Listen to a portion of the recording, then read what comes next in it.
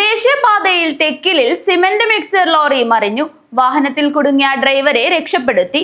തമിഴ്നാട്ടിൽ നിന്നും വരുന്ന ലോറിയാണ് തെക്കിൽ വളവിൽ അപകടത്തിൽപ്പെട്ടത്. ചട്ടഞ്ചാൽ ചെർക്കള ദേശീയപാതയിലെ ബേവിഞ്ചയിൽ സിമന്റ് മിശ്രിതവുമായി വന്ന ടാങ്കർ ലോറിയാണ് മറിഞ്ഞത്. ക്യാബിനിൽ അരമണിക്കൂറിലേറെ കുടുങ്ങിയ ഡ്രൈവറെ അഗ്നിരക്ഷാസേനയും നാട്ടുകാരും ചേർന്നാണ് പുറത്തെടുത്തത്. തമിഴ്നാട് സ്വദേശി സിദ്ദിഖിനെയാണ് രക്ഷപ്പെടുത്തിയത്. കണ്ണൂർ ഭാഗത്തേക്ക് പോകുകയായിരുന്ന ടാങ്കർ തിങ്കളാഴ്ച വൈകിട്ടാണ് അപകടത്തിൽപ്പെട്ടത്. ഡ്രൈവർ മാത്രമാണ് ലോറിയിൽ ഉണ്ടായിരുന്നത്. ഡ്രൈവറുടെ കൈ ക്യാബിനിൽ കുടുങ്ങിയതിനാലാണ് പുറത്തിറങ്ങുവാൻ കഴിയാതിരുന്നത്. അഗ്നിരക്ഷാസേന ഹൈഡ്രോളിക് കട്ടർ ഉപയോഗിച്ചാണ് രക്ഷാപ്രവർത്തനം നടത്തിയത്.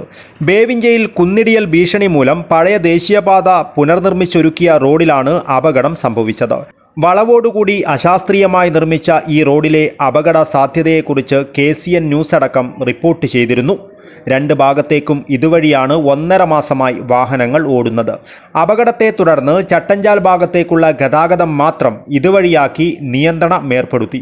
ചെർക്കള ഭാഗത്തേക്കുള്ള ഗതാഗതം മണ്ണിടിച്ചിൽ ഭീതി മൂലം ഇവിടെ അടച്ചിട്ട പാത തുറന്ന് സുഗമമാക്കിയിരിക്കുകയാണ്. ടാങ്കർ റോഡിൽ നിന്നും മാറ്റിയതിനു ശേഷം മാത്രമേ പഴയ രീതിയിൽ ഗതാഗതം പുനഃസ്ഥാപിക്കുകയുള്ളൂ.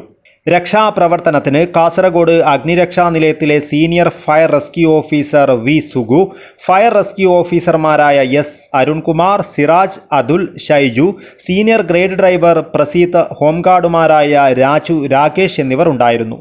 വിദ്യാനഗർ പോലീസും സ്ഥലത്തെത്തിയിരുന്നു. News bureau, Kasaragod.